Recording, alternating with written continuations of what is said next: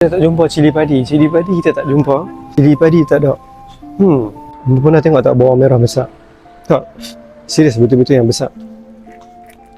No. Lagi besar. Bawang merah. Dia macam kalau kedai-kedai mat malam-malam kan, kedai-kedai sayur kan, dia ada kedai macam ni.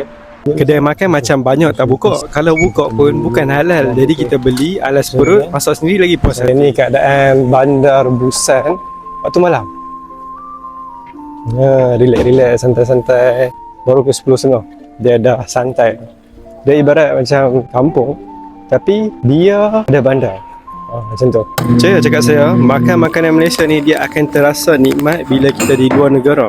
Dia akan rasa betapa nikmatnya rempah, cili, sayur yang kita tak makan pun kita boleh makan. Sebab apa?